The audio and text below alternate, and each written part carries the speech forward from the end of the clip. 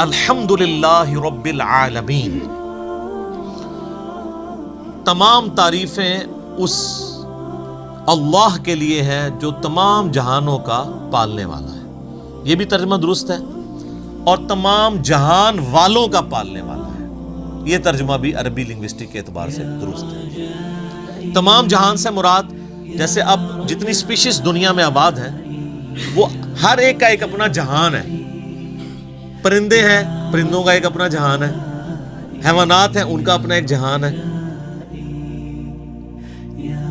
ایک نباتات کی سپیشیز ہیں۔ اس وقت روئے ارض پہ آلموسٹ 2 ملین سپیشیز دریافت ہو چکی ہیں، نباتات حیوانات کی ملا کر، اور ایک ایک سپیشیز آگے بلینز میں۔ انسان ہی دیکھ لیں 7.5-8 ارب کے قریب ہیں، اور باقی حشرات الارض اگر آپ گننا شروع کریں نہ ختم ہونے والے۔ تو یہ تمام کا پالنے والا کون ہے؟ اللہ، الرحمن الرحیم، وہ انتہائی رحم فرمانے والا ہے۔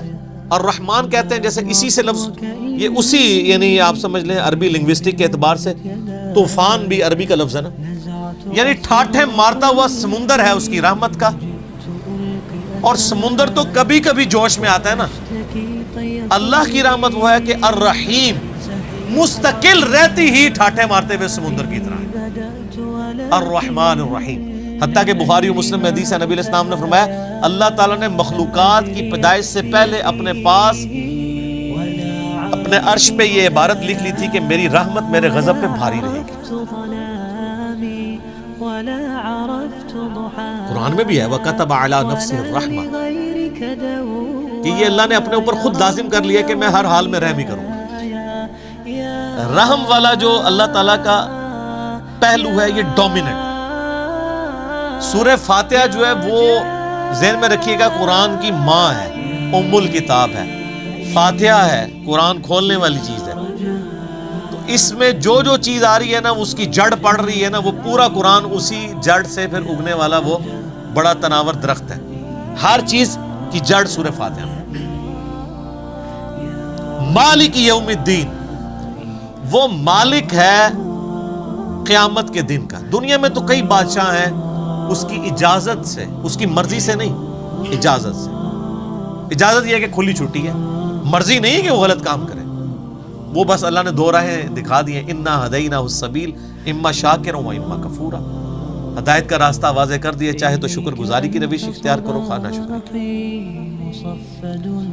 لیکن قیامت کے دن صرف اللہ ہی کا حکم چلے گا۔ دنیا والے جتنے احکامات ہیں یہ سب کی سب پاورز لوگوں کی طرف سے جو اللہ تعالیٰ نے دی ہیں وہ سرو کر لیجیے۔ لمن الملک اليوم للہ الواحد القہار، آج کس کی بادشاہت ہے؟ اس قہار کی جو سب پہ چھایا ہوا ہے۔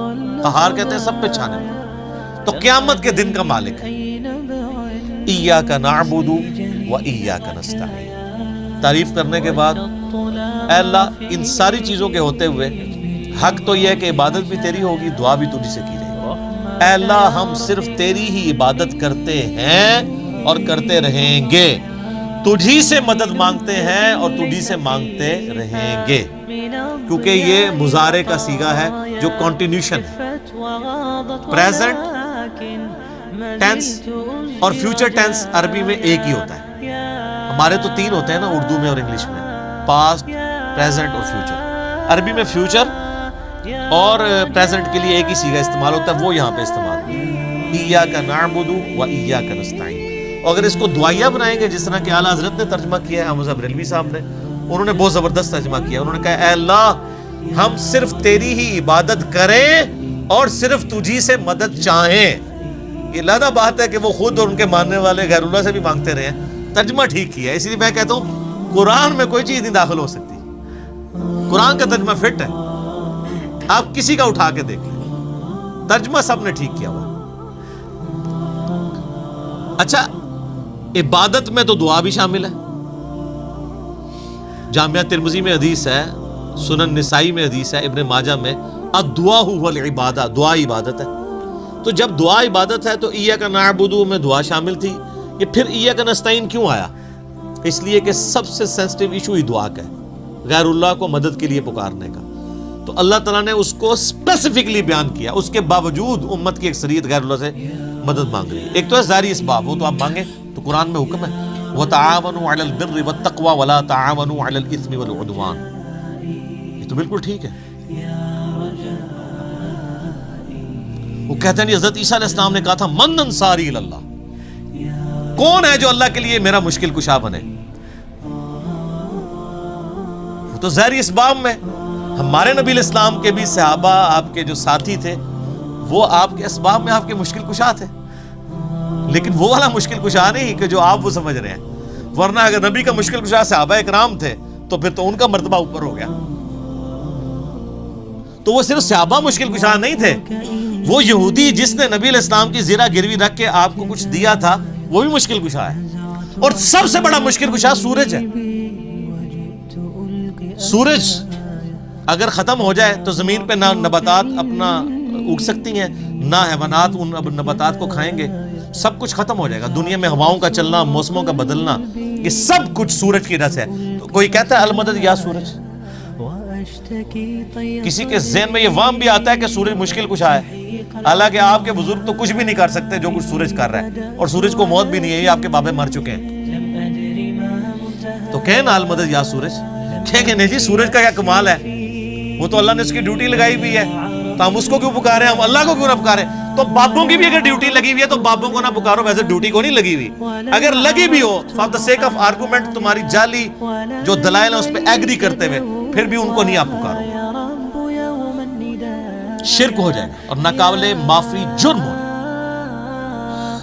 اہدنا الصراط المستقیم، اے اللہ ہمیں چلا سیدھے راستے پر، یہاں بھی دھوکے دیتے، اور یہ سارے بزرگ ٹھیک ہیں، سارے ہی راستے ٹھیک ہیں، وہ قرآن میں تو راستے آئے کہ ہی نہیں ہیں، قرآن میں گمراہی جمع کے سیغے سے آئی ہے، ہدایت ہمیشہ سنگولر کے سیغے سے، ظلمات آیا گمراہی کے لیے، نور آیا انوار نہیں آیا، تو قرآن کا ترجمہ ہی غلط کر رہے ہو۔ اہدنا الصراط المستقیم، اے اللہ ہمیں چلا سیدھے راستے پر، صراط الذین انعمت علیہم، راستہ ان لوگوں کا، راستے نہیں، وہ کہتے ہیں چاروں ہی حق پہ ہیں، پانچوں ہی حق پہ ہیں، سارے ہی ٹھیک ہیں، راستہ ان لوگوں کا انعمت علیہم جن پر تیرا انعام ہوا۔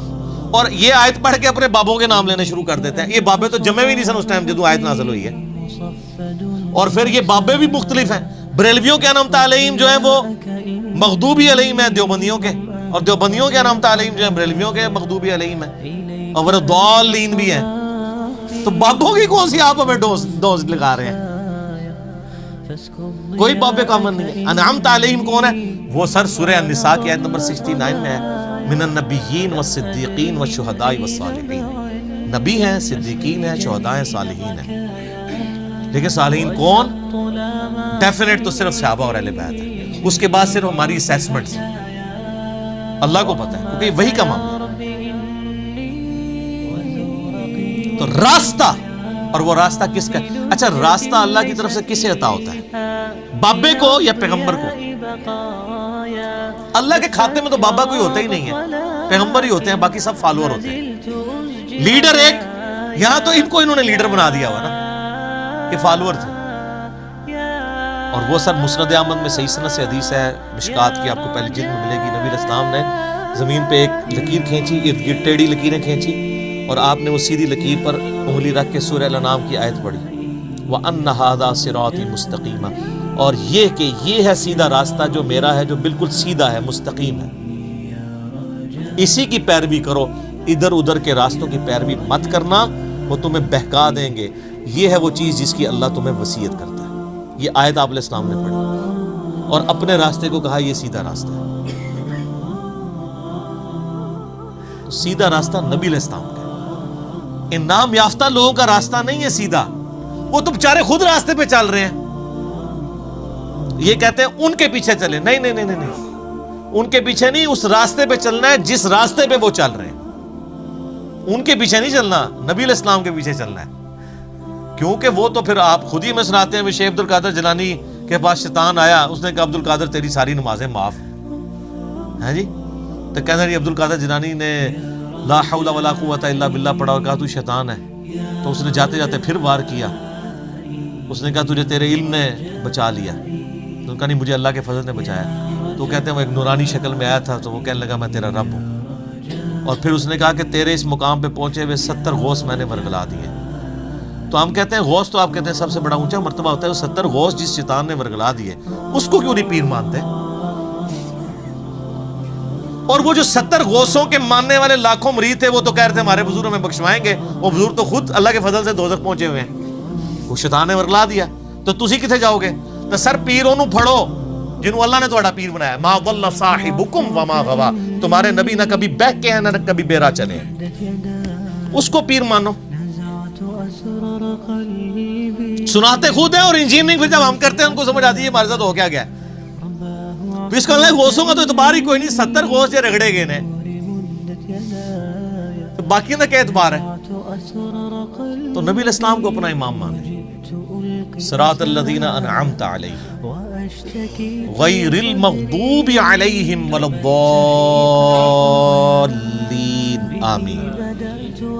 بچانا ان کے راستے سے کہ جن پر تیرا غضب ہوا اور جو گمراہ ہے.